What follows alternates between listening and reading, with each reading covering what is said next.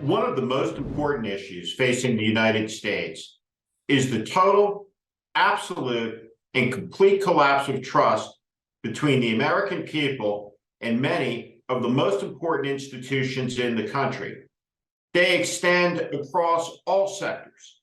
They include political, media, business, charitable, and religious institutions. One of the things that's playing out in Washington, D.C. right now, as we speak, are negotiations between President Joe Biden and Speaker of the House, Kevin McCarthy, over the raising of the debt ceiling. What is the debt ceiling? And why has this become a crisis? Why is it an emergency all of a sudden, out of the blue? Why is it that America might run out of money on June 1st and send tsunami waves across the global economy, crushing the bank accounts, the investments of ordinary, hardworking American families for no reason whatsoever? What is this debate about? What is the debt ceiling, and why does it matter? The United States of America soon will be 250 years old. It's been a constitutional republic since 1787. Every single generation of American leaders, and it hasn't mattered what political party they belong to, have understood the moral imperative of not bankrupting the country, of making sure the public treasuries were in good standing. If you look at some money, American money that is, you'll see some notes on it. It says, "In God we trust." The American dollar is backed by the full faith and credit of the United States. What that means, in short, is America pays its debt. America does not default. This gives security for investors who buy American debt, buy American treasuries, buy American securities. They know for sure that they will be paid back. Thank you for watching. Make sure you subscribe to our channel so you never miss a video. Also, for more content just like this, please consider joining our Warning Premium community. You can find out more in the description below. The simple truth of the matter is, America doesn't have a fiscally responsible political party, and it doesn't have fiscally responsible politicians. America's political leadership of both political parties has been on an epic spending spree for a quarter of a century. Let's take a look at it. When Bill Clinton became president of the United States, the debt was $4.5 trillion. When he left office, it was nearly $6 trillion. Compared to his successors, though, he was a titan of fiscal probity and responsibility. Next came George W. Bush. He entered office with nearly $6 trillion in debt, and when he left the presidency 8 years later, it was on the edge of $12 trillion. Barack Obama added another $10 trillion in debt over his 8-year presidency. Donald Trump was the biggest spender of all, adding nearly $8 trillion of debt in 4 short years. And after all of that, all of a sudden, America's debt is at $32 trillion. Here's what the debt ceiling debate is about.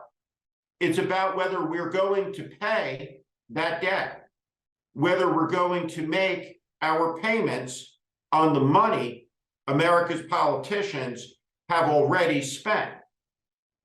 The spending that made us $32 trillion in debt. Now, America has certain advantages in the world. The dollar is the world's reserve currency. The Chinese, the Brazilians, the Russians, they all want to challenge that because it gives the United States enormous advantages. Why is the dollar the reserve currency of the world? Because of its stability. Because of the fact the safest bet in the world is that the United States of America will never miss a debt payment, at least until now. This issue is concocted, manufactured. It is a crisis that is the equivalent of picking up a gun, loading it, and holding it to your head. The United States Congress has taken the United States hostage. They've taken the economy hostage. They've taken the American family hostage. For what reason? Like always, politics. This is a despicable and low moment. Kevin McCarthy has demonstrated an utter lack of aptitude for deal making.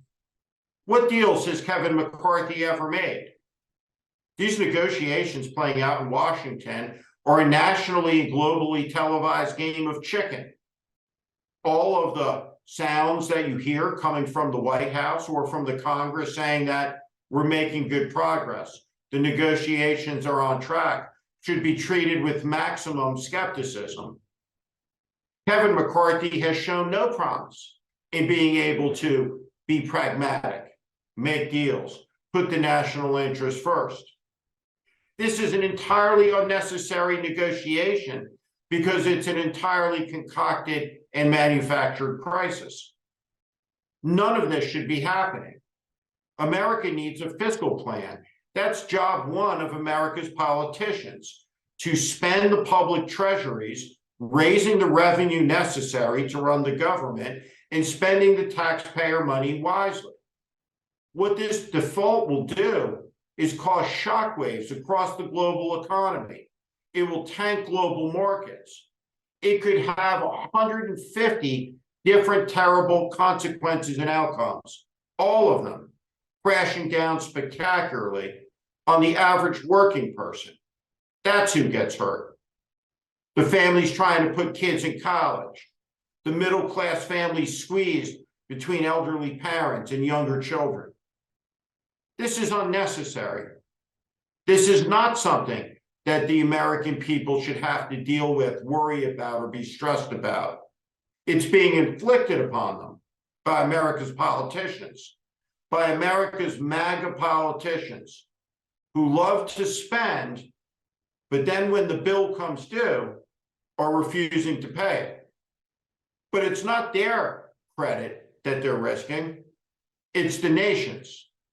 The full faith and credit of the United States matters to every single American, and watching it be squandered by extremist MAGA politicians is something that every American should understand who is responsible for it. It's unnecessary. It's a crisis of Kevin McCarthy and the MAGA Congress's own making. The days ahead will see increasing tumult in the global economy. A week from now, there will be no deal. A week from now, the panic will increase. America will be at the edge of default and the global economy on the edge of chaos. Why? For what reason? To score a hit on Fox News? To please the Fox and Friends hosts in the morning or Laura Ingraham in the evening? There are few examples of anything that have ever been more ludicrous than the seeming, profoundly stupid debt ceiling debate playing out in Washington, D.C.